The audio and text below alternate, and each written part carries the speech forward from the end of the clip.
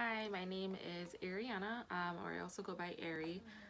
For the module of accounting data generation, I chose the topic of cash versus accrual accounting. And the reason that I chose this topic was because all businesses need to choose an accounting method in order to record all of their transactions. So, I think it's really important just to see the two different accounting methods and kind of how they play out, how they're used, why they're used, and kind of the difference between the two. So, just a little bit of background about them. That they're used not only for recording business transactions, but a lot of the bookkeepers or the owners or whatever it is of the business, they will use an accounting method for viewing the economic conditions of their business, so that way they can kind of see down the road how maybe they're looking to look into the future, if if it's worth keeping the business open, or if they need to change certain things within their business in order to make sure that they're more profitable. They can see those types of things by using these different accounting methods. So, to explain cash versus accrual accounting, to start with, I'm going to focus on cash accounting. Cash accounting is one of the simplest accounting methods that there are out there. The cash accounting method is not accepted under the GAAP, which is the generally accepted accounting principles.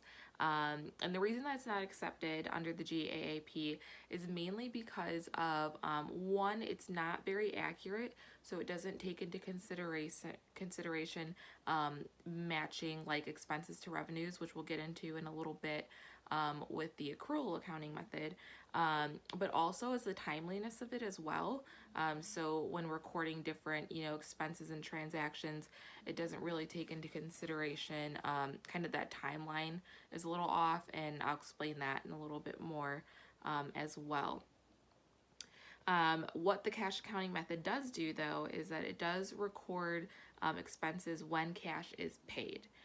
It also records income when cash is received. So that is when it's actually handed over. So not like a promise to pay or anything like that, or paid on account. It's recording the expenses when the cash is paid and recording the income when the cash is received. For accrual accounting, it allows for more accuracy. So that's one of the big differences between cash and accrual accounting. So I mentioned how cash accounting is not as accurate. Accrual accounting is more accurate because it's consistent with the matching principle, which means that it takes into account matching expenses to revenue. So being able to see, for the income that you're bringing in, what expenses did you incur because of that? And I'll kind of show some examples about that in a little bit as well. Accrual accounting is actually required under the GAAP because of its accuracy and other things like that. So, to go into entry level, I chose to focus on cash accounting at the entry level. And the reason for this being is if you're an entry level professional, I feel like this scenario maybe might apply. So the scenario I use is if you're, a small owner of an ice cream shop, so maybe you're just doing this for a hobby, or a couple who's retired and just, chose to open an ice cream shop just for a hobby. So you're maybe not considering your transactions or your finances, you're probably not tracking those very closely or need to really. So for this instance, you might use the cash accounting method because you also might not know too much about accounting or the different accounting methods. So one of the examples that I used here is that you pay $2,000 up front to lease an ice cream machine for 2 months. So for this example here, you would, because you received the $2,000, or because you paid out the $2,000 up front, so that's $2,000 cash that you're giving out up front, you would record that all in your first month, right? So you wouldn't record that over a series of months because you handed it out right then and there. If you made $1,300 in sales in that current month, so that's for that current month, that's all cash that you received in that month. So for that, you're going to record all $1,300 of those sales up front. Another example is if you're a local school decided to rent out an ice cream truck from you For the current month, they gave you a total of $750 upfront, and that's to cover the current month plus 2 months coming up. So you would record that all together. So you're going to record your $2,000 paid, your $1,300 in sales, as well as the $750 that you received from the rental of the ice cream truck. So what you're going to be looking at there is you're going to be looking at $2,050 that you received with your sales and with the ice cream truck rental. But from there, you're going to have to deduct your expenses for that entire month, which you paid out $2,000. So, the $2,050 in revenue, you're going to have to subtract your expenses from that, which would be the $2,000 that you paid out to lease your ice cream machine. So, using the cash accounting method, you're going to be looking at $50 in profit. So moving on, if you're a midder or executive level professional, you're going to be looking to use the accrual accounting. And the example that I use for this is same thing. You're working for an ice cream shop, but say you're a franchisee. So you're franchising out, a chain shop or something like a Dairy Queen or something like that.